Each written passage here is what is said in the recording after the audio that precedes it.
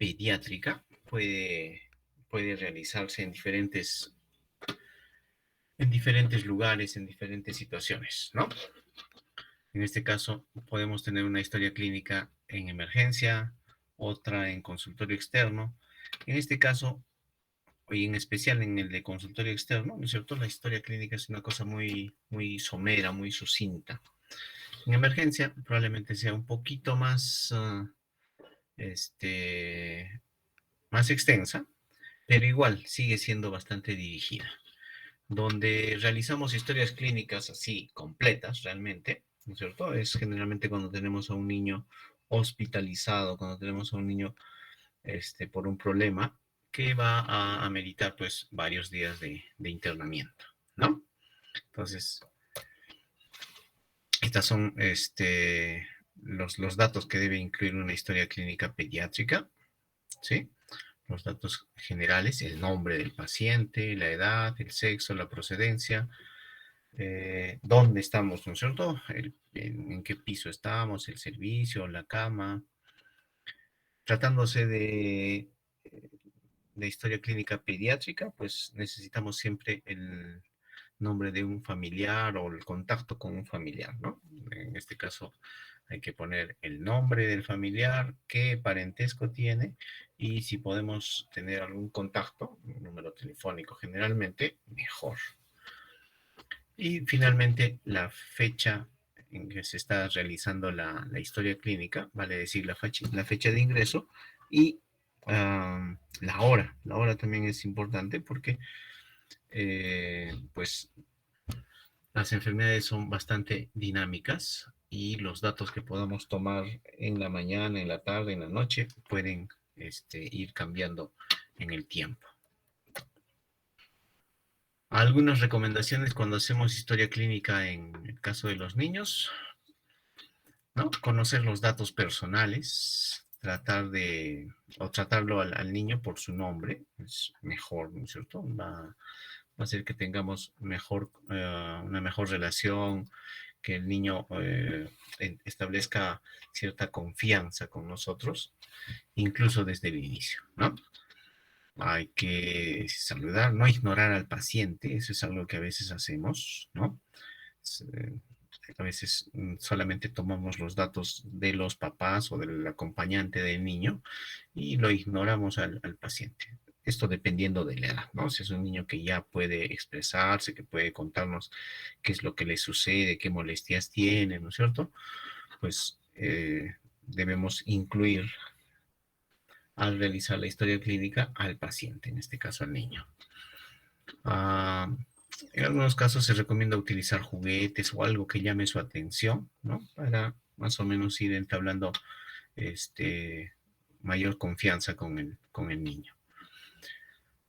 Otra recomendación importante es mostrarle las manos, ¿no? Hacerle saber de que no lo vamos a punzar, no le vamos a realizar ningún procedimiento, no le vamos a infringir dolor ni nada por el estilo. Solamente lo estamos, primero, ¿no es cierto?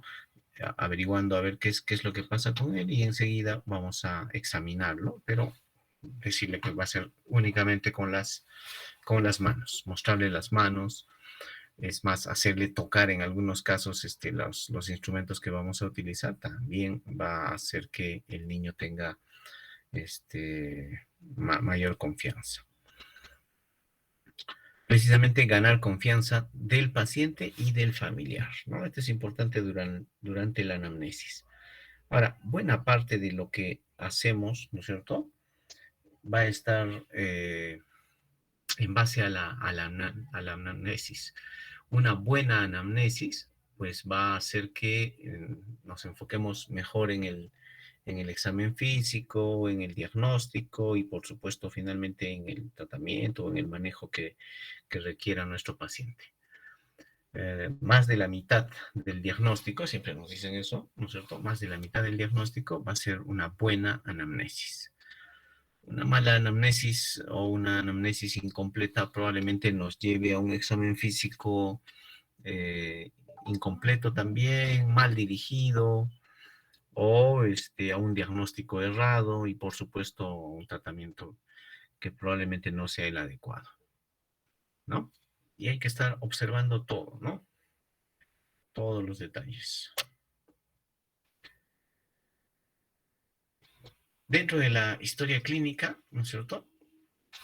Una de las cosas que hay que observar de inicio, que no lo vamos a anotar, ¿no es cierto? Es la apariencia general. ¿Cómo está nuestro paciente? Para ver cómo lo vamos a atender. ¿Nos apuramos? ¿Podemos seguir todos los pasos para hacer una historia clínica? ¿O el paciente realmente necesita una atención más urgente, ¿no? Luego el motivo de consulta, por qué estamos atendiendo a este niño, ¿no es cierto? Y finalmente la enfermedad actual, ¿no? Ahí vamos a ver el tiempo de enfermedad, los signos y síntomas, un correlato cronológico, cómo han ido apareciendo los síntomas, qué medicación ha recibido y todo, ¿no? Todo ese relato de la enfermedad actual. Hay también algunas recomendaciones, no escuchar y escribir al mismo tiempo, dicen, ¿no es cierto? A veces por el tiempo con el que contamos, precisamente, pues hacemos las dos cosas, pero la recomendación es ir escuchando, ¿no? Y después de haber escuchado, recién escribir algo y ir haciendo eso constantemente. No interrumpir el hecho de estar haciendo la historia clínica con llamadas o mensajes, ¿no? Probablemente no obtengamos la misma colaboración del niño y en este caso de los papás o de los cuidadores, si es que pues nosotros mismos no prestamos la importancia, la atención que merece hacer una historia clínica.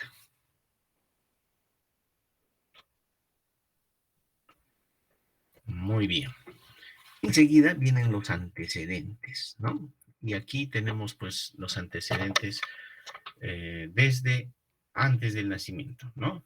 Ahí vienen los antecedentes perinatales, ¿sí? Luego está el desarrollo psicomotor, la historia nutricional, el esquema de vacunas, los antecedentes personales, patológicos, alergias y antecedentes familiares. A ver, como para que no se me duerman. Uh-huh.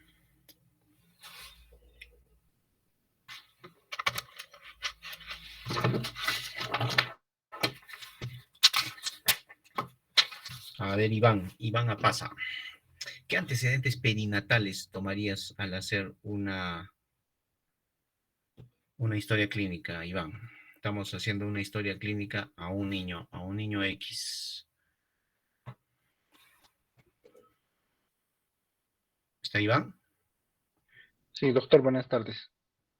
¿Qué tal, Iván? ¿Qué antecedentes perinatales tomarías a ver al hacer historia clínica?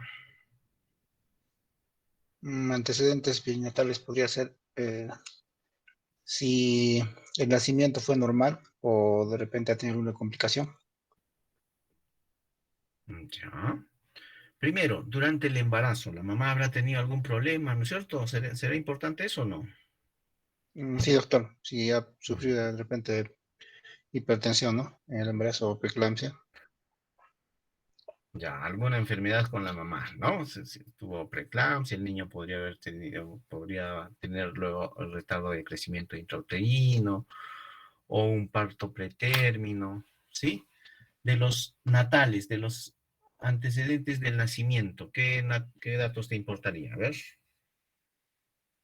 Su Apgar, en el nacimiento.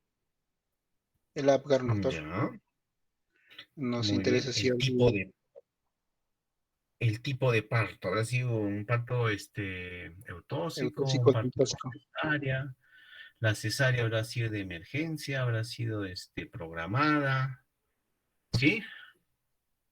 Otro dato Cierto. en el nacimiento importantísimo, ¿cuál sería? Del peso con el que ha nacido el bebé, si fue dentro de los parámetros La- normales, Perfecto, el peso, la la talla, el ictericia, perímetro cefálico. Ese dato va a ser la importante ictericia. cuanto más pequeño sea el niño, ¿no? Cuanto más grande ya probablemente tenga menos importancia. Pero si estamos frente a un lactante, por ejemplo, de 2, 3 meses, ese dato es un dato, pero sí muy, muy importante. Ok, muy bien, Iván. A ver, Lucero, ¿qué otros datos perinatales serían importantes? Doctor, sería también si es que el bebé ha sufrido quizás de asfixia durante el nacimiento. Ya, está bien. Se ha tenido asfixia perinatal, se ha desarrollado una encefalopatía hipóxico-isquémica, el Apgar será importante, ¿no es cierto? Sí, doctor. Ya. La edad gestacional, También, doctor, ver si es un pretérmino o es un término o quizás es un postérmino. ok, muy bien. Entonces, todos esos datos perinatales, ¿no es cierto? Desde antes del nacimiento y todo lo que ha ocurrido en el periodo neonatal y en el mismo parto, van a ser datos muy importantes dentro de la historia clínica de un niño. Y esto va a ser más importante cuanto más pequeño sea el niño, ¿no? Probablemente ya tenga menos importancia cuando estemos frente a un niño de 8 años, 10 años, ¿no? Salvo que alguno de estos datos, pues, repercutan en la salud posteriormente, ¿no? Imagínense un niño que haya desarrollado parálisis cerebral infantil, por ejemplo, ¿no? Entonces, en ese caso, sí, ese dato será importante. Muy bien. En el desarrollo psicomotor, acá, dentro de los antecedentes, en el desarrollo psicomotor, ¿qué datos serían importantes? A ver, Fernando García.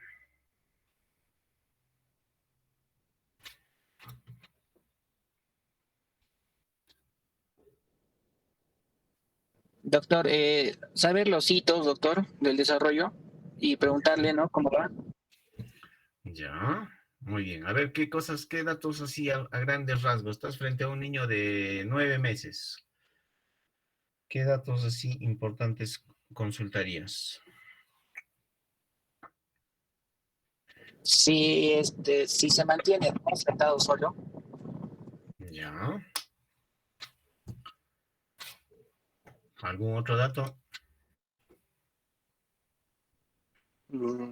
Sí, ya pues, sí ya está gateando. Sí, podría estar empezando a gatear, ¿no es cierto? Ya. Entonces acá vamos a ver, ¿no es cierto? Este, si sigue con la mirada, si a qué edad sostuvo la cabecita, a qué edad se sentó, si ya está empezando a gatear, ¿no?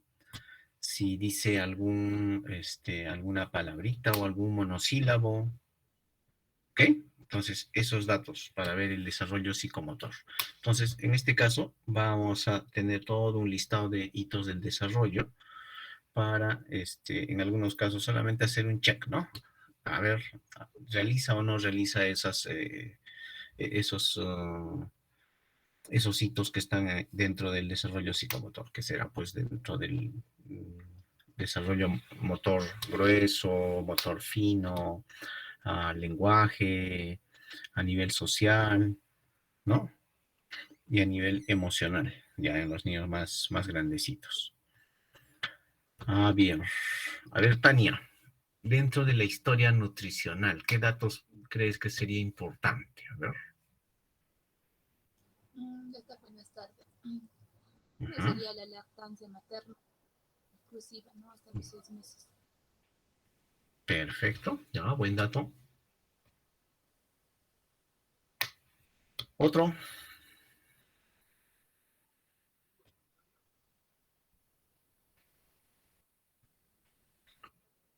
¿Qué otros datos serían Otro importantes dentro?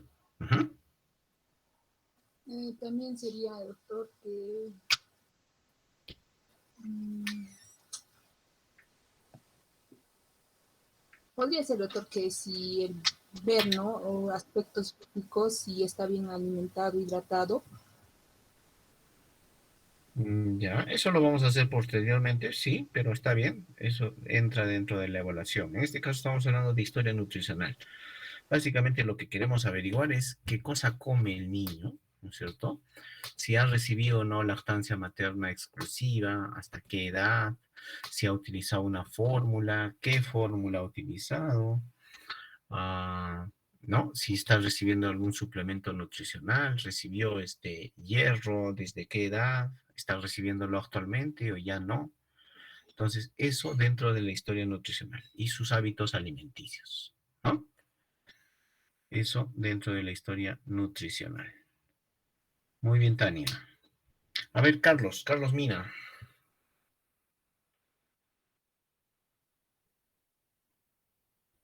Sí, no, Esquema de vacunación o esquema de vacunas. ¿Qué importancia tendría dentro de la historia clínica en los antecedentes?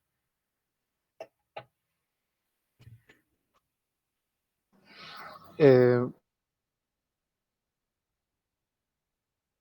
con el protocolo de vacunación es uno como si tiene eh, o el antipolio, difteria, si va a los controles o no, la mamá, ¿no? Con el niño. Ya. A ver. Nosotros tenemos un programa ampliado de inmunizaciones que se conoce como PAI, ¿no? Ahí es donde vamos a verificar pues el esquema de vacunas, ¿no? Veremos si este niño recibió sus vacunas al nacimiento. ¿Qué vacunas debía recibir al nacimiento? A ver, Carlos.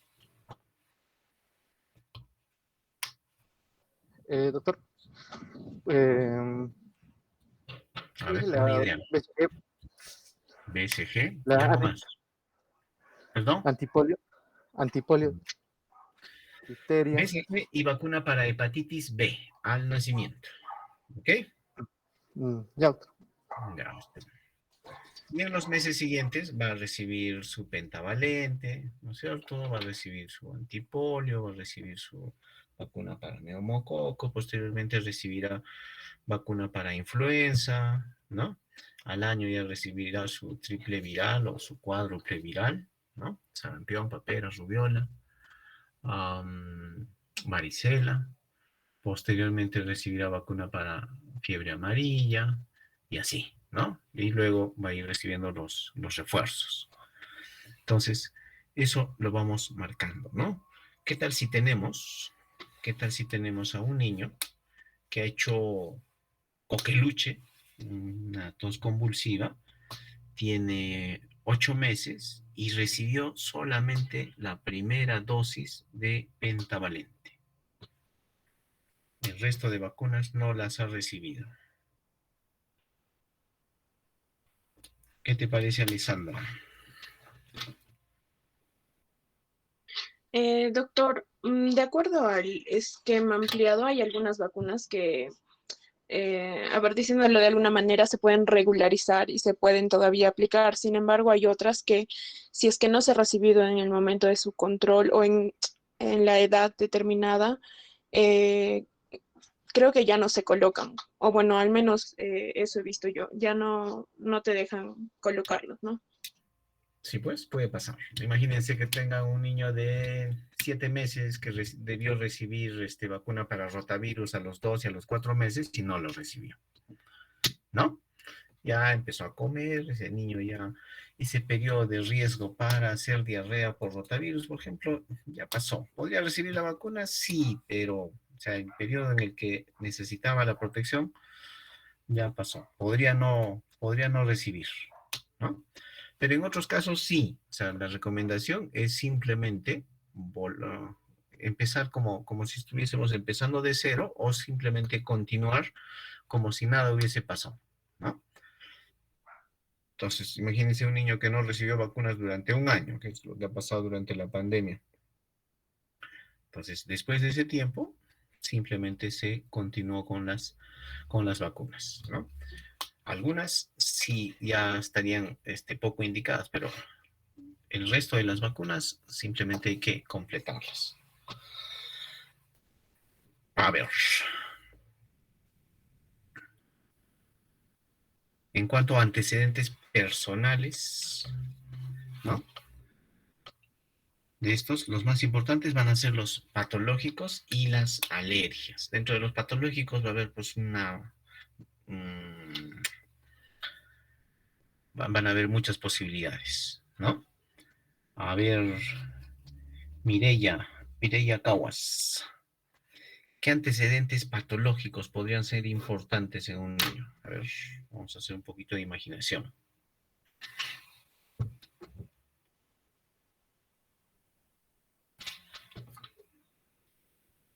Mireya, ¿está?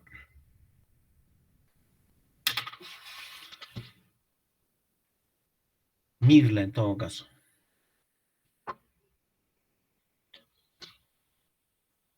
¿Me escuchan? Sí, doctor. ¿Me escucha? Sí, Mirla o Mirela. Mirla, doctor. A ver, Mirla. ¿Qué antecedentes personales patológicos podrían ser importantes? Podríamos ¿Qué se te ocurre? pensar en malformaciones congénitas. Lo que pasa, a ver, por qué les digo esto? ¿Por qué? Porque cuando les preguntamos a los pacientes, y en este caso a los papás, frecuentemente nos dicen, no, mi hijito es sanito, no ha tenido nada. Pero poco a poco, conforme uno va conversando, van saliendo los datos, ¿no? Por eso es que uno tiene que, como ayudarlo, ¿no? Decirle, ¿ha estado, hospitalizado alguna vez? Pueda que hasta ahí de repente no se acuerde, ¿no? Otra forma de preguntar frente a los antecedentes patológicos es preguntar, ¿ha recibido algún medicamento? ¿Recibe actualmente alguna medicación? Ah, sí, toma anticonvulsivantes, pero cuando le hemos preguntado si tenía alguna enfermedad, ¿no es cierto? Probablemente en algún momento nos dijo que no, pero si volvemos a preguntar de otra forma, entonces de repente salga el dato, ¿no? Por eso les preguntaba, a ver, ¿qué antecedentes personales patológicos, por ejemplo, buscarías mientras estás haciendo una historia clínica? A ver, Mirla.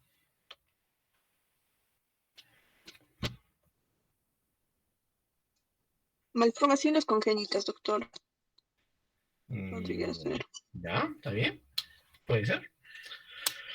Cardiopatías congénitas, hospitalizaciones por cuadros respiratorios, por una deshidratación, alguna enfermedad de fondo, alguna enfermedad renal, una malformación, algún síndrome, ¿no es cierto? Esos antecedentes tenemos que tenerlos. Y la otra forma, como les decía, de buscar los antecedentes patológicos es preguntar si el niño ha tomado anteriormente alguna medicación o actualmente toma alguna medicación, ¿no?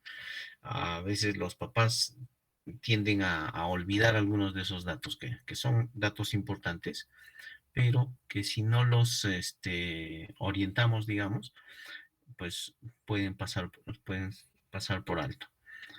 Ah, acá también van a entrar las cirugías, ¿no? Se operó de algo, de repente tuvo un accidente y pues como se resolvió, aparentemente no pasó nada, entonces podrían los papás, los cuidadores, obviar ese dato, ¿no? Entonces ahí vienen cirugías, accidentes, traumatismos, transfusiones y finalmente alergias, ¿no? En este caso, las alergias, pues van a ser no solamente a medicamentos, sino también a, pues, picaduras, a alimentos. Entonces, esos datos tienen que estar consignados. En el caso de las alergias, cuando se tienen historias clínicas en físico, se recomienda que esas alergias estén pues anotadas en un lugar visible, en la tapa de la historia clínica. Ahora, en muchos lugares, incluido en nuestro hospital, por ejemplo, la historia clínica ya es pues una historia clínica completamente digital, electrónica.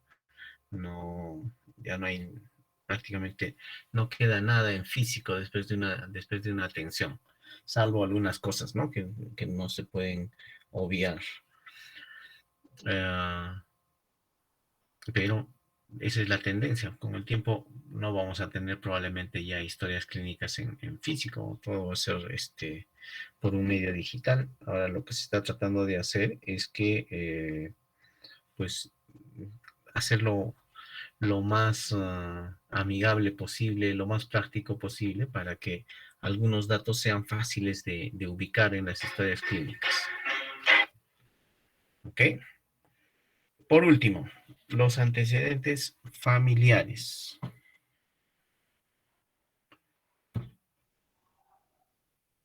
¿Qué antecedentes familiares serían importantes buscar en una historia clínica? A ver, Flor Cagua. Doctor, buenas tardes. Los antecedentes que se podrían ver aquí podría ser si es que en este caso no la madre o el padre presentan antecedentes sobre diabetes, sobre todo la madre, y por consecuencia puede tener problemas también en el nacimiento, ¿no? Ya. ¿Otros datos? Antecedentes también de hipertensión, doctor. Ok, muy bien. Entonces, enfermedades que los padres puedan transmitir, ¿no es cierto? Tanto por vía vertical, ¿no es cierto? Como, en este caso, por el entorno familiar, ¿no? Las enfermedades infectocontagiosas también pueden transmitirse dentro del seno familiar. Entonces, ahí viene como dato importante los antecedentes familiares. Y para ver también en qué entorno vive el niño, ¿no? O sea, vive con el papá, vive con la mamá, vive con los abuelos, cuántos hermanos tiene. Entonces, para tener una idea de qué entorno qué entorno tiene este niño, ¿no? Entonces, ahí vienen los antecedentes familiares. Muy bien. Entonces, estos datos son los datos que van a corresponder a la anamnesis. Luego, dentro de la historia clínica, viene el examen físico. Entonces, dentro de este examen físico, vamos a ver que hay un examen físico general, ¿no? Que va a incluir algunos datos importantes, y luego ya viene el examen físico segmentario, ¿no?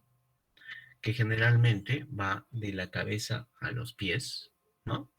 O siguiendo más o menos un orden de arriba para abajo, incluyendo todos los órganos y sistemas. En el caso de los niños, el examen físico puede variar, puede ser, digamos, alterada en su secuencia, básicamente por el mismo estado del niño, por la edad, por la colaboración que podamos tener mientras estemos haciendo el examen físico. Por ejemplo, si yo tengo necesidad de escuchar el corazoncito, lo haré pues en un momento en que el niño esté tranquilo. Y si yo veo que el niño ya se me está inquietando, ¿no? Entonces aprovecharé que mientras esté todavía tranquilo, pueda examinar, por ejemplo, el corazoncito.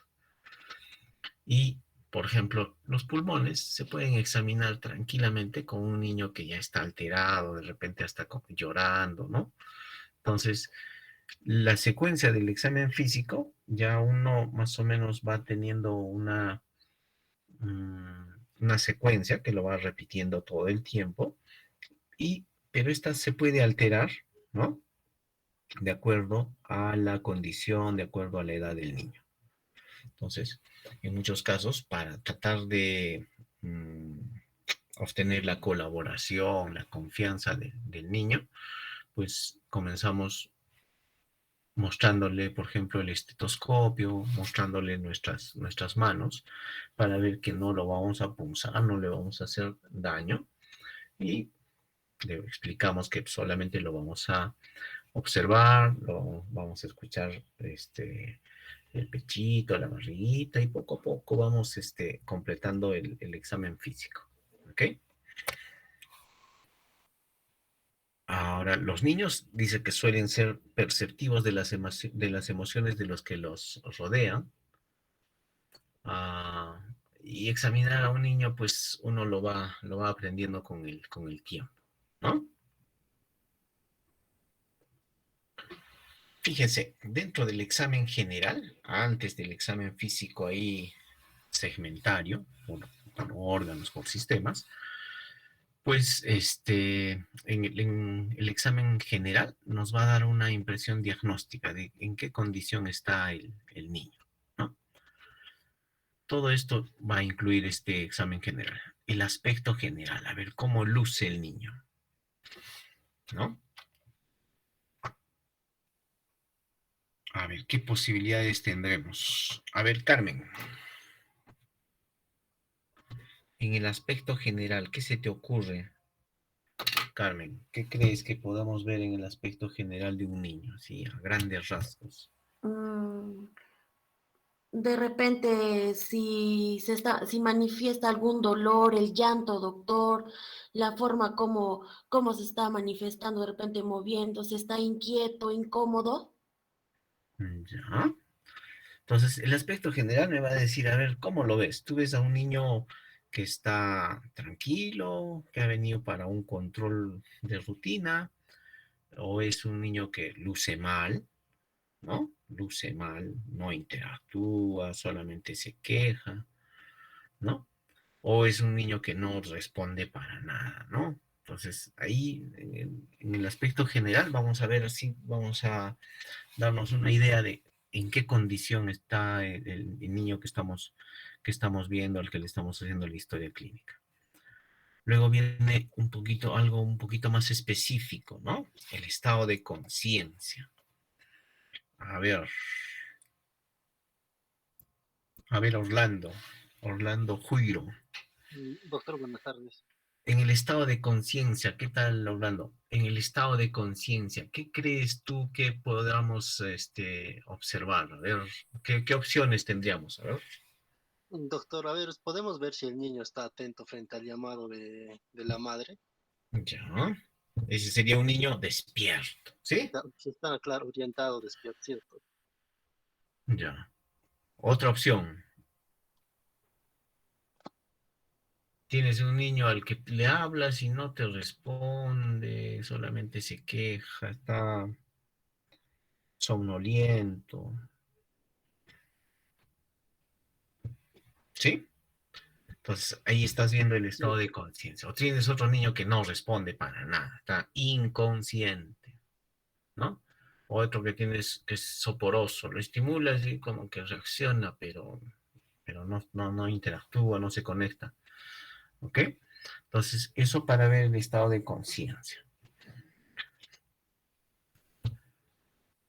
Luego vemos la posición, el grado de actividad y marcha. Una cosita un poquito más, si se dan cuenta, vamos viendo más o menos lo mismo, pero desde diferentes puntos de vista, ¿no? La posición. A ver, Victoria Tunque. ¿Qué crees que podríamos ver en la posición? Doctor, buenas ¿A qué tardes. crees que se refiere cuando dice posición? Si en este caso recién nacido presenta rodillas flexionadas, puños cerrados, hombros encurvados, Ya. las piernas y brazos muy cerca del cuerpo, ¿no? Ujú. Imagínate que tienes un niño que la mamá lo está cargando y se le está cayendo el niño a la mamá, ¿no? Y otro que está sentadito y que está mirándome, ¿no? Son dos pacientes completamente distintos. El grado de actividad y marcha. ¿A qué crees que se refiere eso?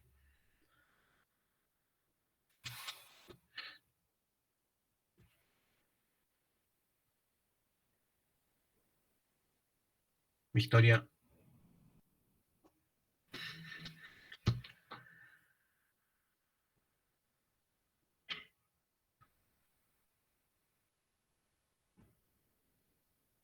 Liz. Doctor, ¿me escucha? Liz Osorio. Sí, te escucho. Ya, doctor, es que Victoria, no tengo ¿no? buena idea. Sí, doctor. Estaba mencionando, ¿no? Sobre lo que es el grado de los reflejos, ¿no? Si el paciente presenta reflejo tónico, reflejo de prensión, reflejo de gateo, marcha. Ya. Eso lo vamos a ver, ¿qué se llama? Digamos, en el examen neurológico ya muy específico. En este caso estamos viendo las cosas muy en forma general, ¿no? Vemos la posición, por eso te decía, vemos el grado de actividad y marcha, ¿no? El grado de actividad es un niño que me jala las cosas, o es un niño que con las justas, pues, ¿no? Abre los ojitos, me mira, o es un niño que no tiene ninguna actividad, ¿no? En el caso de un recién nacido, de un lactante, por ejemplo, está completamente hipoactivo. Y en los niños más grandes será pues distinto ver a un niño que está caminando a uno que bueno, viene en silla de ruedas o viene en una camilla, ¿no? Que no puede evidentemente movilizarse, no tiene la posibilidad de caminar. ¿Ok? Muy bien. Eso, todavía estamos en el examen general del paciente. ¿Ok? A ver, Liz Osorio. Doctor, buenas tardes. ¿Qué tal, Liz? A ver, en el estado de nutrición, así, a grandes rasgos, en el examen general, ¿qué cosa observarías?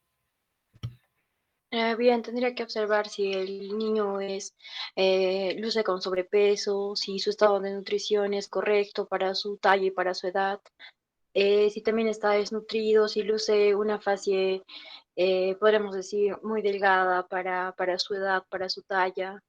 Ya.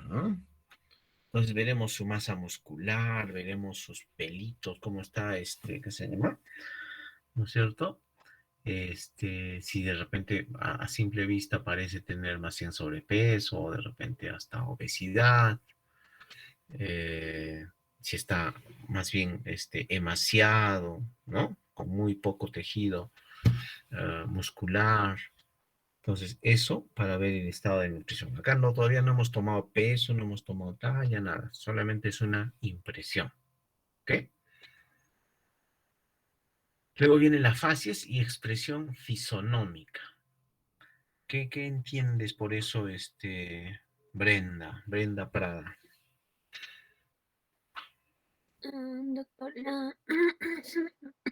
la facies que se presenta al examinarle, ¿no? Si tiene una facies dolorosa o si se encuentra en una facies anémica o cianótica al momento de hacerle la inspección, sobre todo. Ya. Está bien. Entonces, en realidad, facies y fisonomía son dos cosas distintas. Facies hace referencia básicamente al aspecto físico, mientras que la fisonomía hace referencia al aspecto físico y psicológico, emocional. Aunque por costumbre, ¿no es cierto? Ya como que ya no hablamos mucho de la expresión fisonómica y lo englobamos todo con el término de facies, ¿no? Y entonces hablamos de facies dolorosa, que debería ser una expresión fisonómica, y hablamos solamente del aspecto físico, por ejemplo, de una facies, por ejemplo, mongoloide, una facies cushingoide, una facies adenoidea, ¿ok? Entonces, la facies es lo que vemos, ¿no? En un pacientito, pero básicamente en el aspecto físico, ¿no? La expresión fisonómica o fisonomía hace referencia además a la parte psicológica, pero generalmente ya no lo tomamos así. Hablamos básicamente de la facies como algo que engloba ambas cosas, ¿no? Tanto la parte física como la parte psicológica, emocional. Entonces, luego tenemos la actitud frente al examen, ¿no? Será distinto tener un niño que colabora, que se sienta, se echa, abre la boca, a otro niño que está, ¿no es cierto?, temeroso, que no se deja examinar, Otro que simplemente no reacciona, ¿no? Tiene sus funciones vitales de repente, pero tiene unas funciones vitales estables, pero está soporoso, está somnoliento, no, no muestra mayor reacción frente al examen, ¿no? Otro dato importante va a ser la voz y llanto. Eso también nos va a dar una idea de en qué situación está nuestro paciente, ¿no? Y es parte del examen general. Muy bien. Luego vienen los signos vitales. Eso también está dentro del examen general. Los signos vitales. A ver, ¿qué signos vitales son estos, Sheralí Santos? Doctor, buenas tardes. La frecuencia cardíaca, frecuencia respiratoria, la presión, la temperatura y la saturación. Podríamos ahí, por ejemplo, ver si el niño viene a simple vista rubicundo, podría ser indicativo de una alteración, que podría tener fiebre, por ejemplo, ¿no? O también si lo vemos cianótico, o también podríamos ver si es que tiene algún tipo de dificultad al momento de respirar, ¿no? Si le estuviera costando más. En especial, por ejemplo, cuando uno está en emergencia, los signos vitales nos dan una idea de cómo está el paciente. A veces vemos un paciente que interactúa, parece estar bien, pero el rato que le tomas la frecuencia cardíaca tiene, no sé, un niño de 2 años tiene 240 de frecuencia cardíaca, ¿sí?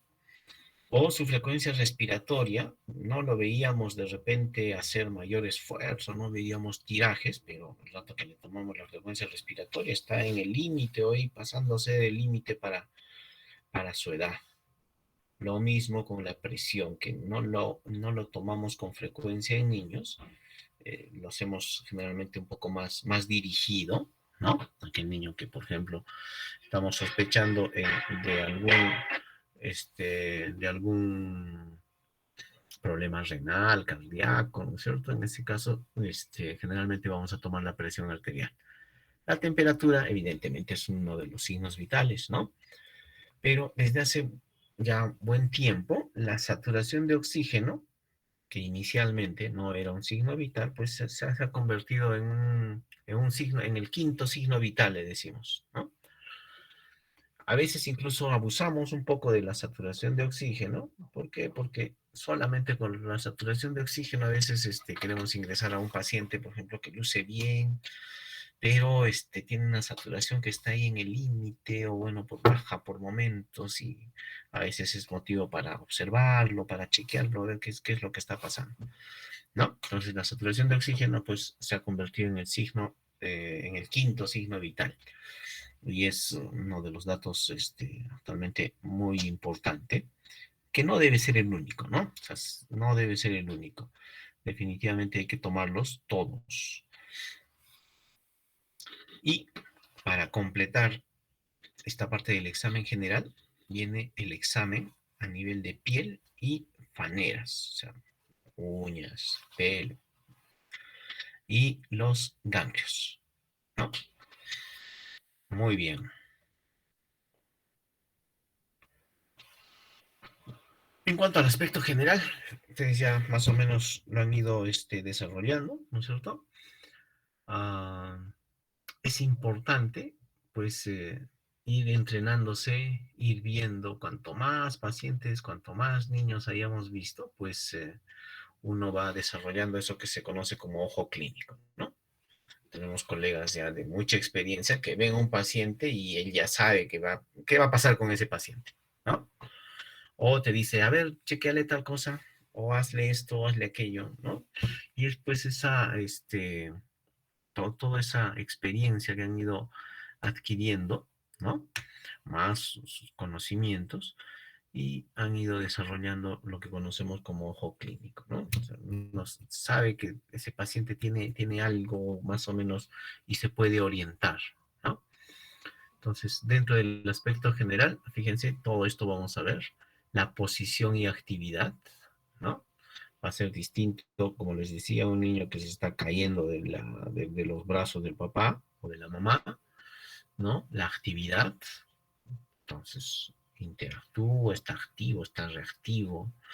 La conciencia y respuesta a estímulos, ¿no? Es un niño que está dormido, somnoliento, no reacciona, está inconsciente, o es un niño que está completamente despierto, interactúa, pregunta. La respuesta a estímulos, ¿no?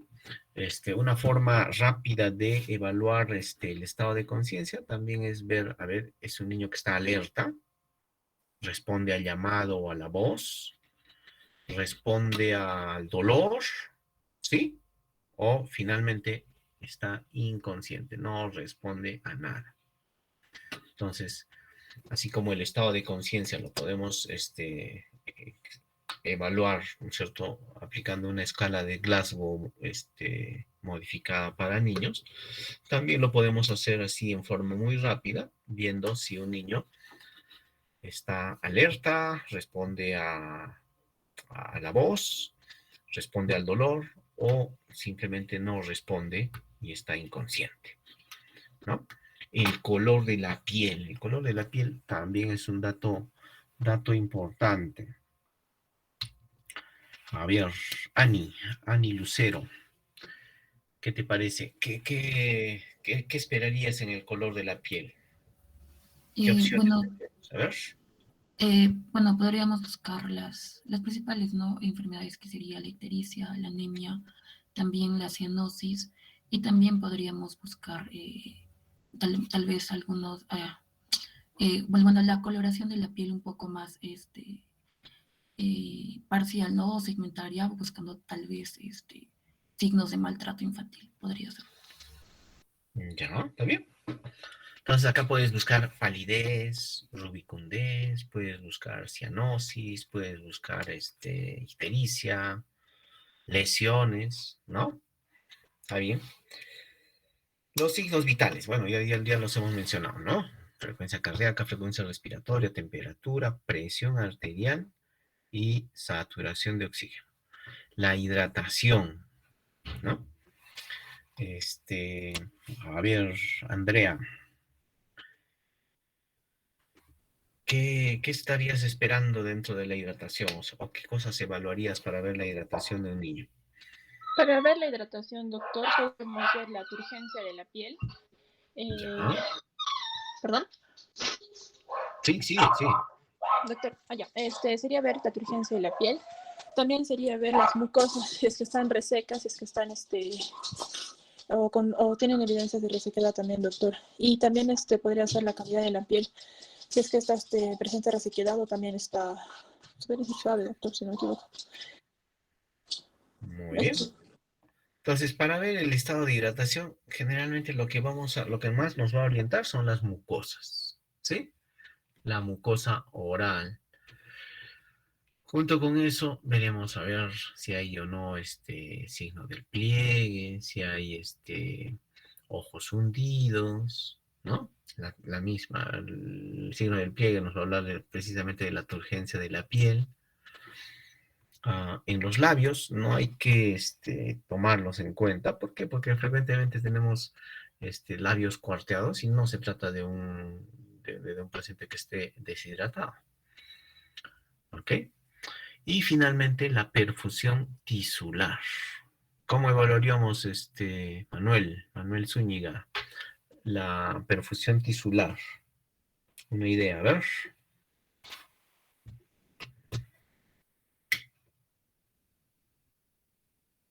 Manuel, ¿está?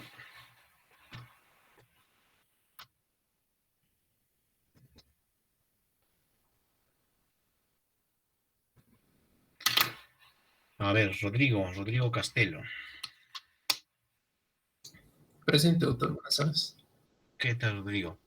Bueno, doctor, la perfusión tisular podríamos cotejarla con la apariencia también de la piel, ¿no? Que no esté muy, que mantenga el color, digamos, que no esté muy pálida, o idealmente en las partes distales, en los dedos, de las manos, de los pies, ¿no?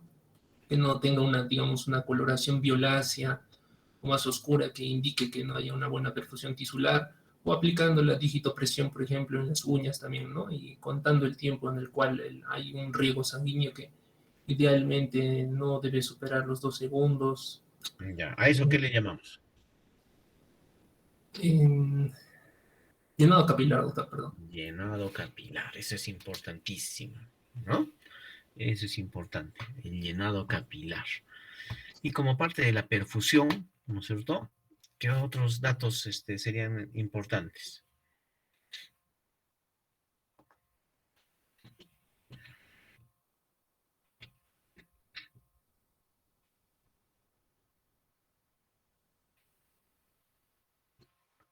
¿Algún otro dato importante dentro de la perfusión tisular, Rodrigo? Doctor, también la parte de la mucosa oral, ¿no? También, por ejemplo, en casos de anemia podemos ver palidez también dentro de la mucosa oral, ¿no? Ya, pero en este caso estamos buscando signos de hipoperfusión tisular, ¿no? Ya me has dicho el llenado capilar, perfecto. Una piel... También los signos de la piel en cuanto a los miembros inferiores, por ejemplo, el lívido reticularis, por ejemplo, ¿no? Ya, una piel moteada, reticulada. Mormórea. Ahí está, eso nos habla de la perfusión tisular. Si eso va con un dato que hemos tomado anteriormente en cuanto a la diuresis, es un niño que no ha estado orinando, ¿sí? Y en el examen buscamos pulsos, y tenemos pulsos periféricos ausentes y los pulsos centrales débiles, bueno, estaremos frente a un caso de hipoperfusión tisular. ¿Ok? Muy bien.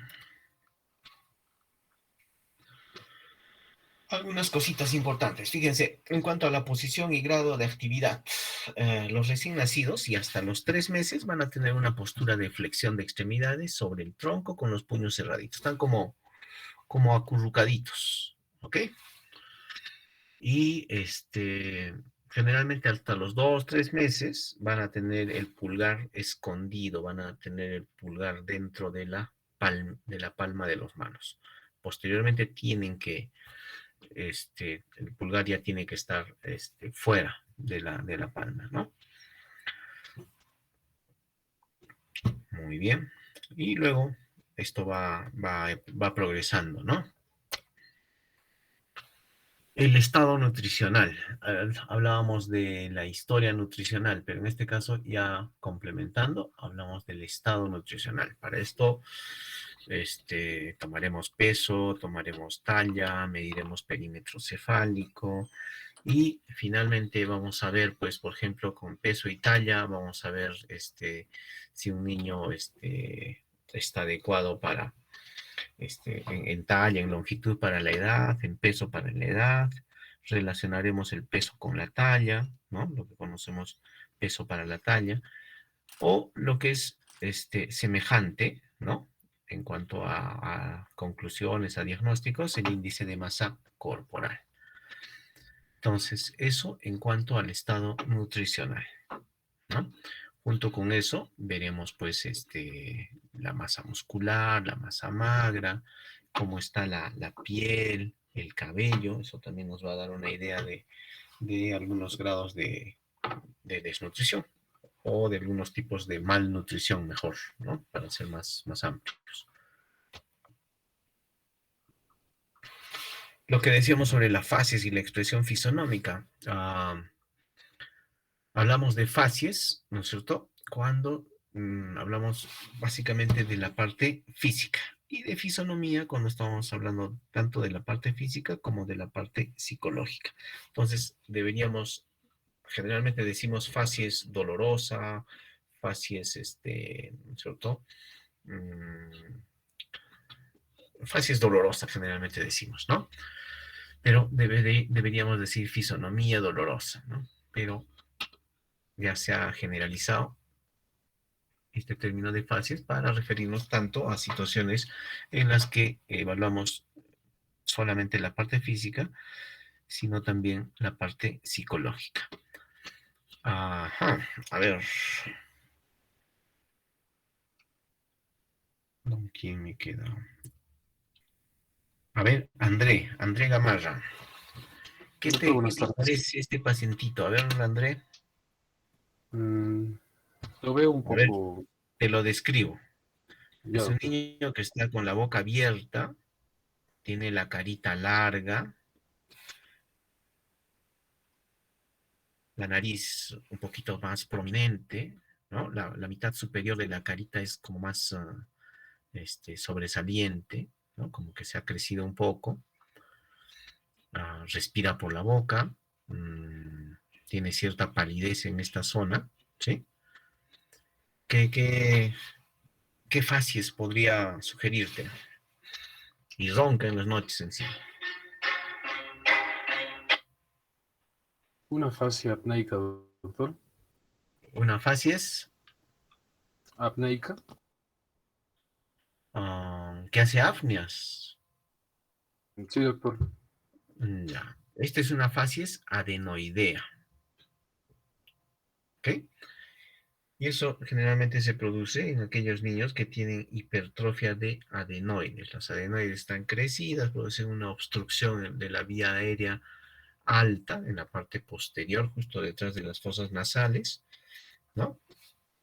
Y hace que este niño tenga respiración bucal, que ronque en las noches, con todas las demás alteraciones que ya lo hemos descrito. ¿Ok? A ver, esto está más fácil. A ver, ¿qué te parece? Síndrome de Down, doctor. Ya, pero ¿qué fácil le llamaríamos? Una fascia mongólica. Una facies mongólica o mongoloide. ¿Ok? Muy bien. Entonces, si ustedes se dan cuenta acá, por ejemplo, acá hay una orientación de las hendiduras palpebrales que precisamente se llaman así, una orientación mongoloide. Cuando esto va en sentido contrario, así, esto es como más o menos como una pequeña V, ¿no es cierto? Si bien abierta. Si es como una V invertida, estaríamos frente a una orientación de la hendidura palpebral de tipo antimongoloide. ¿Ok? Y esta facies, ¿qué facies es a ver, ¿quién? Frank García. Doctor, buenas tardes. ¿Qué tal? A ver, Frank, ¿qué te parece? Esta es una niña, ¿sí? Que estaba sana, que tuvo algún problema, recibió medicación y esta es la facies que actualmente tiene. Doctor, una fase cushinoide. Tiene los pómulos eritematosos, amplios, es un poco subida de peso, entonces una cushinoide puede ser, doctor. Sí, pues. ¿Ya? Muy bien, Frank. Entonces es una facies cushinoide. O cushingoide, le dicen algunos. Muy bien. Llegamos a los signos vitales. A ver. El pulso y la frecuencia cardíaca, por lo general, van a tener el mismo valor. Pero no siempre. ¿Cierto? Ustedes saben que no siempre. Pero generalmente el pulso, ¿no? Tomamos el pulso a un paciente y vemos en el monitor a ver cuánto marca su frecuencia cardíaca con los electrodos que le hemos colocado.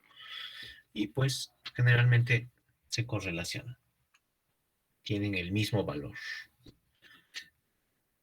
Estos son los lugares en los que vamos a tomar el pulso periférico y estos son los lugares donde vamos a buscar el pulso central. ¿Ok? El lugar más común en los niños donde buscamos el pulso periférico es en la arteria radial o el pulso radial. ¿Qué otras arterias periféricas o en qué otras arterias periféricas podríamos tomar el pulso periférico? A ver. Yuri Woman. ¿Se te ocurre? Doctor, al inicio, pero en la femoral. No, a ver, estamos hablando de pulso periférico. Entonces, una cosa van a ser los pulsos periféricos y otra cosa van a ser los pulsos centrales. Estamos preguntando en qué otros lugares podríamos buscar un pulso periférico. Hemos dicho que podría ser en la radial, ¿sí? Acá, por la muñeca. ¿En qué otro lugar podrías buscar pulso periférico? La arteria pedia, la poplita, doctor. Ya. La, La arteria pedia, esa es importante. ¿Otra? en la poplita, en la cubital. La cubital, claro que sí. Ustedes saben que acá en la muñeca la que está más accesible es la arteria radial, definitivamente. Pero ahí justo al costado está la arteria cubital. Luego tenemos la arteria pedia. ¿Y alguna más?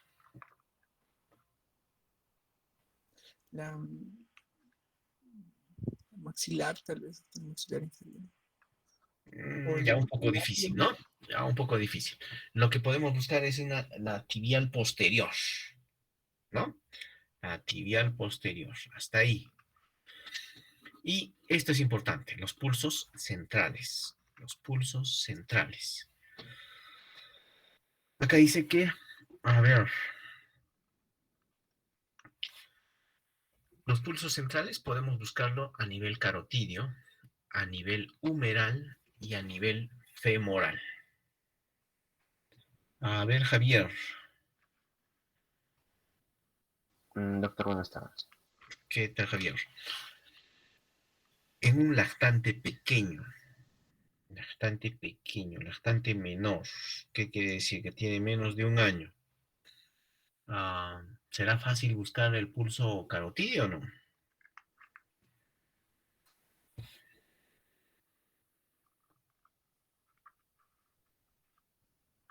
Creo que no, doctor, por el tamaño también del lactante.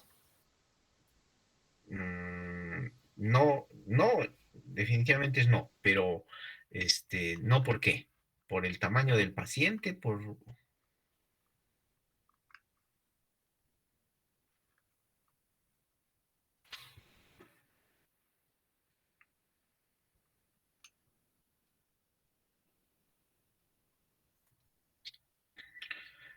qué no se busca el pulso carotidio en los lactantes menores de un año?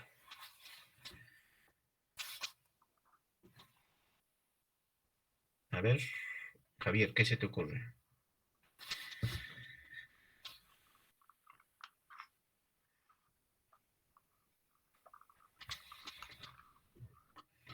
A ver, los lactantes de esta edad habitualmente tienen un cuellito cortito, ¿no? Y es un cuellito regordete, lleno de estructuras. Entonces, no es muy fácil buscar el pulso carotidio a esa edad. Entonces, precisamente en los lactantes menores, se prefiere buscar los pulsos centrales a nivel humeral, acá justo por encima del codo, ¿ok? O a nivel femoral, ¿no? A nivel de la ingle. Entonces, esos son los lugares donde vamos a buscar pulsos centrales. ¿Ok? Muy bien. En cuanto a la frecuencia cardíaca, que como les decía, en cifras generalmente van a correlacionarse con el pulso, estas van a ir variando con la edad. A menor edad, las frecuencias cardíacas van a ser mayores. ¿Ok? A menor edad, las frecuencias cardíacas van a ser menores. En general. En general. Para el caso de los lactantes menores o hasta lactantes menores, vale decir hasta menores de un año, se acepta, ¿no es cierto?, frecuencias cardíacas hasta de 220. Por encima de 220 es muy probable que estemos frente a una taquicardia supraventricular. Para el caso de lactantes mayores, vale decir a partir del año en adelante, vamos a pensar por ejemplo, en una taquicardia supraventricular cuando estemos con frecuencias cardíacas por encima de 180. ¿Ok? Entonces, esa es recomendación de la AJA, de la Asociación Americana del Corazón. En lactantes menores, hasta 220, ¿sí?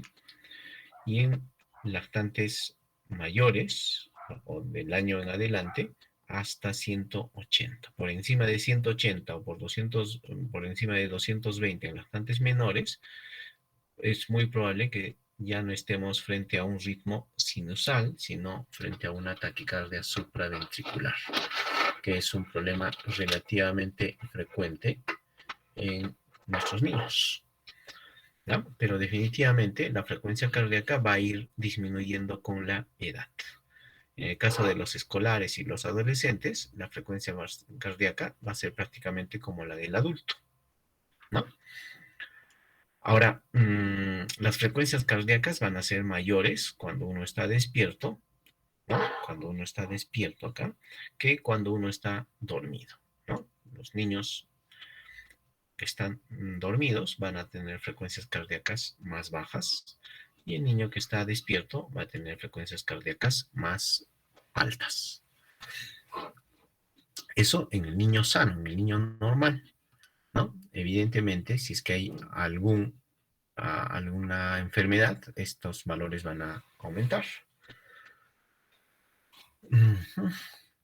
Fíjense, la frecuencia cardíaca se puede ver alterada por el ejercicio, ¿sí? Si hace ejercicio va a aumentar la frecuencia cardíaca, por el llanto, por la risa, por efecto de algunos fármacos. Hay algunos fármacos que van a disminuir, otros que van a aumentar.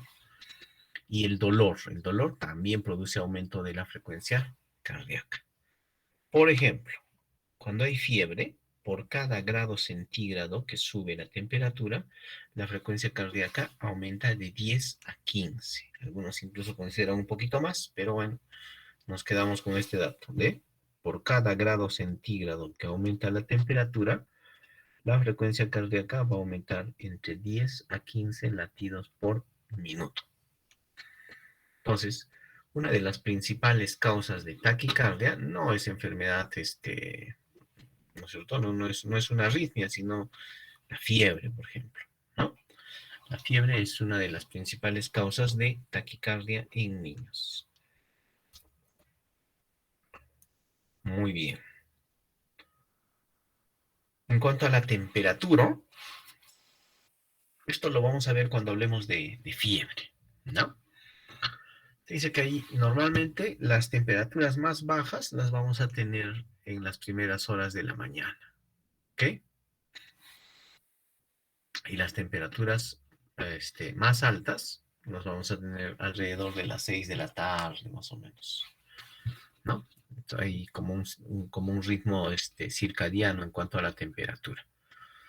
Y eso mismo se va a respetar cuando un niño está enfermo y está haciendo fiebre. Generalmente las temperaturas más bajas las va a tener en las primeras horas de la mañana y las temperaturas más altas en las primeras horas de la tarde. Eso entre las 6 de la tarde, más o menos. ¿Ok? La temperatura se puede tomar en muchos lugares. Lo que más hacemos, sobre todo en los niños, es tomar la temperatura axilar. En los lactantes, tratando de tener una temperatura más aproximada a la temperatura central, se utiliza el termómetro rectal o la temperatura rectal, pero desde hace unos años se utiliza la temperatura óptica, que va a medir la temperatura de la membrana timpánica, ¿no? Y con motivo de la pandemia y unos años antes, pues se han ido popularizando esos termómetros frontales, ¿no? Que hay algunos que deben ser utilizados en contacto con la piel y hay otros que han sido diseñados para no hacer precisamente contacto con la piel. Lamentablemente, los termómetros más precisos son los que se están dejando de utilizar, que son los termómetros de mercurio. Ustedes saben que hace ya varios años ya se debió de dejar de utilizar. Todavía hay algunos ahí como reliquia, pero lamentablemente eran pues los termómetros más precisos, más exactos. Pero ahora ya tenemos, la mayor parte de los termómetros son electrónicos o infrarrojos, de todos estos, ¿no? Muy bien. Con la frecuencia respiratoria pasa algo parecido con la frecuencia cardíaca, ¿no? Va a tener alteraciones por fiebre, por dolor, por llanto, emociones, ejercicios.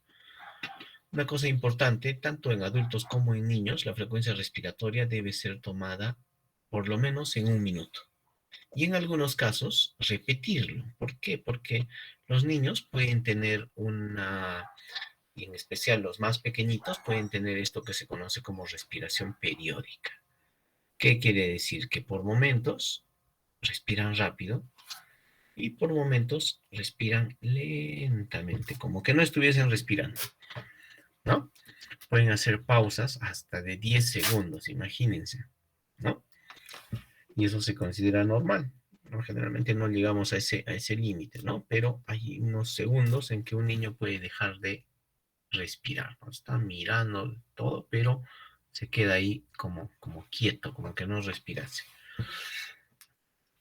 Por encima de los 20 segundos ya le denominamos apnea, ¿no?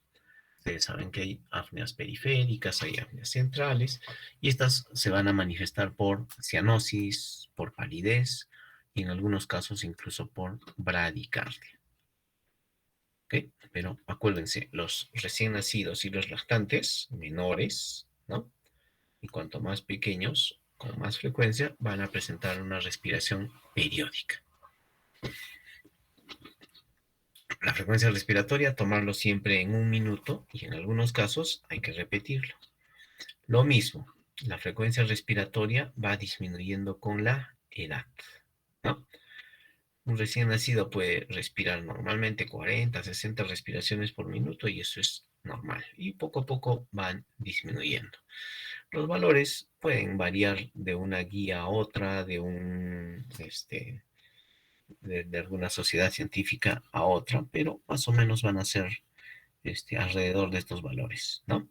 Y en el niño mayor, pues ya va a ser como el de un adulto, ¿no? Como el de un adulto. Ahora, las frecuencias respiratorias también van a ser más altas cuando un niño está despierto que cuando está dormido. ¿Ok? Luego tenemos la presión arterial. En cuanto a la presión arterial, estas tablitas ahora existen en aplicaciones. Hay una aplicación que yo utilizo bastante que se llama PET-Z. Ustedes lo bajan al celular y no solamente les va a dar percentiles y puntuación Z para lo que es peso, talla, perímetro cefálico y todas las mediciones y para diferentes tablas. También me da tablas de presión arterial, de adecuación gestacional. ¿Qué más? Superficie corporal. Tiene un montón de datos que nos puede proporcionar, ¿no? Esta aplicación se llama PET-Z. Y, por ejemplo, cuando nosotros vemos presión arterial, esto va a depender, va a depender de tres factores. Primero, sexo. ¿Qué quiere decir? Que hay tablas para niñas y hay tablas para niños. Primero, entonces, sexo. Luego, la edad. Entonces va cambiando, ¿no? Para 1 año, 2 años, 3 años, 4 años y así. Y finalmente, la talla. ¿Qué quiere decir? Que vamos a ver en la talla, ¿no es cierto? En qué percentil de talla está, por ejemplo, esta niña, ¿no? La niña es una niña, primero, tiene una tabla exclusiva para niñas, tiene, no sé, 6 años, ¿ok? O 8 años. Entonces pongo la edad y finalmente la talla. Entonces, la misma aplicación me va a decir, a ver, ¿en qué percentil de talla está? De repente está en percentil 50 o está en percentil 75 o 25, no sé. Y para eso, ¿no es cierto? Para la tabla de niña, para su edad y para el percentil de talla, le va a corresponder una presión, ¿no es cierto? Tanto sistólica como diastólica, y entonces yo puedo decir si esa presión está dentro de lo normal o no. ¿Ok? Entonces, acá ocurre más o menos algo parecido a la temperatura, ¿no? La presión arterial también va variando en el día. Los valores más altos están en las tardes y los más bajos en la noche, cuando está en reposo. La presión arterial también aumenta fisiológicamente con el ejercicio, con el estrés, alguna emoción, el dolor, ¿no? Las curvas de percentiles entre 10 y 90 para denominar hipo o hipertensión, ¿no? Y algunas recomendaciones para tomar la presión arterial, ¿no? Paciente relajado, con un manguito adecuado, no puedo utilizar el mismo manguito del adulto porque se va a cubrir todo el brazo y de repente llega hasta el antebrazo. Entonces tiene que ser adecuado para la edad y para el tamaño del brazo. ¿Ok? Generalmente dicen 2/3 partes del brazo, ¿no? Para tomar la presión arterial. Y como les decía, depende de estos 3 factores: sexo, edad y el percentil de talla, ¿no? Y con eso nosotros vemos si está con una presión normal, si tiene una prehipertensión, si tiene una hipertensión arterial estadio 1 o es ya una hipertensión arterial estadio 2. Muy bien. En cuanto a la piel, vamos a ver color, textura, turgencia, elasticidad. Esto al mismo tiempo nos va a dar una idea del estado de nutrición e hidratación. Por ejemplo, el famoso signo del pliegue, ¿no es cierto? Nos habla de la deshidratación. Pero si yo tengo un niño que está malnutrido, probablemente este signo del pliegue sea sobrevalorado, ¿no? Va a ser sobrevalorado. Algunas cositas importantes en lactantes. Los lactantes tienen la piel delgada, frecuentemente hacen dermatitis o inflamaciones en la zona del pañal. En el preescolar, en el escolar, ya la piel se hace un poquito más gruesa y generalmente las lesiones ya son de tipo traumático o alérgico. A ver. Ojalá que lo puedan ver. ¿Con quién nos quedamos? Claudia Soto. ¿Qué vemos acá? La foto no es muy buena, pero algo se ve. Doctor, buenas tardes. ¿Qué tal, Creo que lo que podemos evidenciar sería, doctor, el signo del pliegue, lo que nos podría indicar pues la deshidratación de nuestro paciente o el estado de hidratación del paciente. Ya, que puede ser sobrevalorado en un paciente desnutrido. ¿Ok? Yo puedo tener un paciente desnutrido que no está muy deshidratado, en el que el signo del pliegue va a ser positivo. ¿Ok? Eso hay que tener en cuenta. Y aquí, a ver, Claudia, ¿ves algo acá?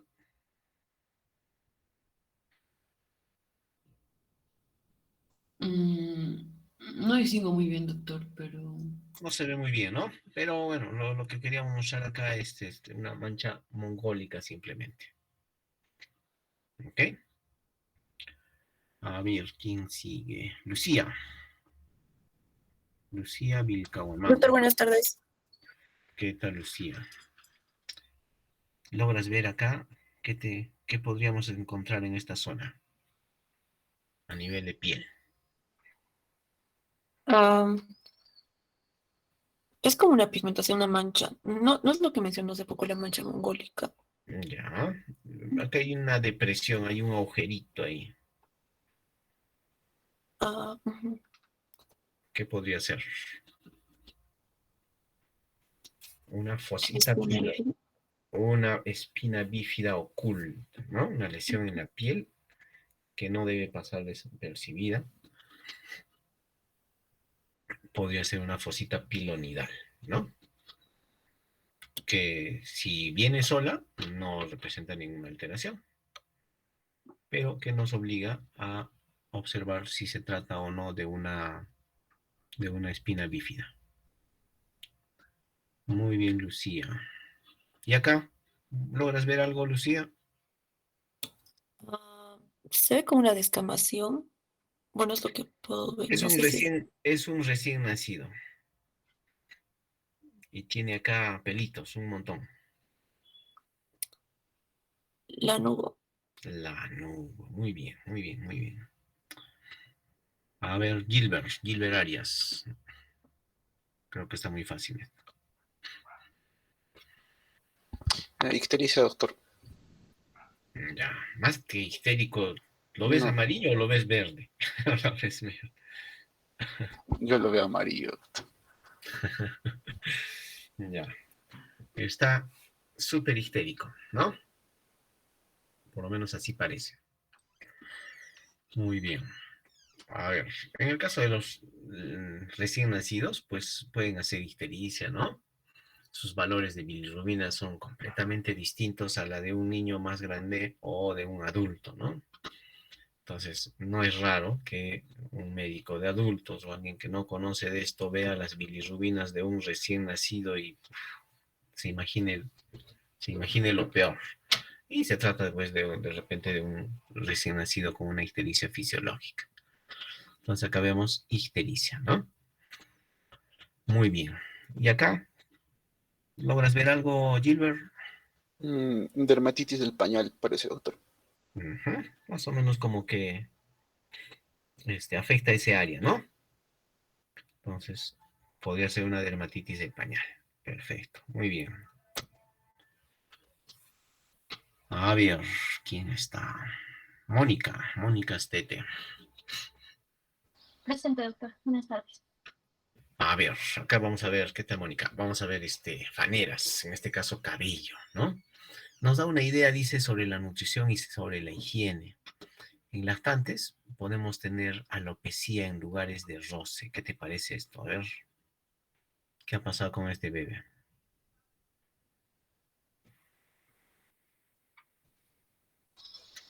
Sí, doctor. O sea, yo también podría decir que es alopecia en... co- ah, específicamente no sabía, doctor, el nombre. Precisamente es por roce, ¿no? Este niño lo más probable es que tenga pues menos de 6, 8 meses, todavía no se sienta, ¿no? En el momento en que este niño ya no esté echado constantemente, ya se siente o incluso gate, esto se va a ir resolviendo. Esto es básicamente por la fricción en aquellos niños que todavía no se sientan y que están girando la cabeza uno y otro lado, pues pierden el pelo en esta zona. ¿Ok? Y aquí, ¿qué te parece? La mamá, mira, tiene el pelo bastante negro, bastante más oscuro que su niño.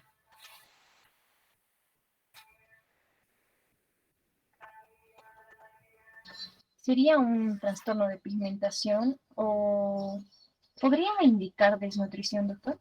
Sí, pues, ¿no? Entonces, parece más un pelo, de repente pajizo, quebradizo, ¿no? Con poco brillo. Bueno, la zona también donde vemos no parece ser una zona muy, muy acomodada, que digamos, ¿no? Entonces, eso nos Sí, estaría doctor. hablando de su estado de nutrición. Y esto no es raro, de vez en cuando lo vemos, ¿no? En el cabello, pues a veces encontramos liendres, piojos. Muy bien. Finalmente, uñas. Ajá. ¿Dónde estamos? Mónica. A ver. Acá vemos las uñas, ¿no? Hay que evaluar su forma. Generalmente son convexas y de color rosado, ¿no? Eso va a ir variando, ¿no? Pero si encontramos unas uñas en vidrio de reloj o en dedos en palillo de tambor, ¿no? Más o menos de qué cosa nos podríamos estar, o a qué nos podríamos estar orientando, Johan Latorre. Doctor, buenas tardes. Si encontramos dedos en Está palillo, Johan. dedos en palillo de tambor, algún problema pulmonar, ¿no? Que esté produciendo hipoxia crónica. Ujú. Entonces, la hipoxia crónica es la que puede producir ambas alteraciones, ¿no? Esas uñas en vidrio de reloj y los dedos en palillo de tambor que van a necesitar, pues, una hipoxia así de mucho tiempo, ¿no? Eso lo vamos a ver en esos niños con esas cardiopatías congénitas, por ejemplo, no sé, una tetralogía de Fallot, pero no lo vamos a ver en poco tiempo, lo vamos a ver ya cuando este niño sea bastante más grande. Y por supuesto el llenado capilar. ¿Cuál sería el llenado capilar normal, digamos, Johan? A ver, ¿qué esperaríamos? La verdad no sé en un niño, doctor, pero me imagino que incluso menos que un adulto, menos de 2-3 segundos. Ya, es igual que en el adulto. El llenado capilar va a ser igual que en el adulto. Generalmente, lo normal es que sea menor de 2 segundos. ¿Ok? Cuando ya comienza a prolongarse y junto con eso, pues tenemos un niño que tiene la piel moteada, que tiene pulsos periféricos débiles o ausentes, entonces ya puede ser tomado como un signo de hipoperfusión tisular, ¿no? El llenado capilar. Muy bien, finalmente los ganglios, ¿no? El hallazgo de ganglios en los niños es una cosa de lo más común, ¿no? Pero, ojo, hay algunos datos que nos deben hacer pensar que no sea una cosa tan sencilla, que no sea algo banal, ¿no? Por ejemplo, el tamaño. El tamaño, si los ganglios son mayores de 1 o mejor todavía, más de 1.5 centímetros de diámetro, pues hay que estar atentos. Si es duro, es pétreo, ¿no? Habitualmente los ganglios son más blanditos, pero si es duro, pétreo, eso puede no ser algo bueno. Si está adherido a planos superficiales, a la piel o a planos profundos, ¿no? No lo puedo movilizar, ¿no? Si está adherido, tiene poca movilidad, también puede ser algo más serio. Y finalmente la ubicación, ¿no? Lo más común es encontrar ganglios en la región submaxilar o a nivel del esternocleidomastoideo, tanto por delante como por detrás. Pero, por ejemplo, si encontramos un ganglio, o también son frecuentes los ganglios retroauriculares, ¿no? Los retroauriculares también son frecuentes en niños. Pero si tenemos ganglios, por ejemplo, supraclaviculares, eso puede no ser algo bueno. ¿Ok? Entonces, el hallazgo de ganglios en niños es de lo más común, pero el tamaño o algunas características deben hacernos sospechar que podría no tratarse precisamente de una patología más banal. Ajá. Ahora esto lo vamos a pasar rápido. Muy bien. En el examen físico vamos a ver solamente cabeza y cuello, porque si no nos vamos a extender un montón. A ver, en cabeza, la cabeza generalmente tiene que ser simétrica, ¿no? Ahora, en el recién nacido es normal que encontremos cabalgamiento de suturas, edema de cuero cabelludo, que se denomina caput sucedáneo, y los cefalomatomas también los podemos encontrar, ¿no? Entonces, fíjense, esta es la cabeza de un niño a los minutos de haber nacido y esto después de 24 horas. Se ha moldeado esta cabecita, pero en poco tiempo ya está adquiriendo su forma normal, digamos. Es importante medir el perímetro cefálico, ¿no? Existen tablas hasta los 5 años para evaluar el perímetro cefálico, pero el periodo en el que es importante medir el perímetro cefálico es hasta los 2 años. Aunque en realidad la mayoría de los problemas los vamos a detectar en el primer año de vida. ¿Ok? En el primer año de vida. algunas cositas. Tenemos dos fontanelas. Esta es la fontanela posterior y esta es la fontanela anterior. Acá está la carita del bebé, ¿no es cierto? Acá está la carita. Esta es la fontanela anterior, ¿sí? Y esta es la fontanela posterior. Esta fontanela posterior al nacimiento ya es puntiforme y en unos 2 meses ya se va a cerrar. En cambio, la fontanela anterior, esta fontanela anterior, es generalmente romboidea, en algunos casos triangular, es romboidea o triangular, y se va a cerrar recién al año o año y medio. También nos da información cuando está abombada o deprimida, pero esto generalmente son signos tardíos, ¿no? O sea, un niño, por ejemplo, que está muy deshidratado, recién se va a deprimir esta fontanela.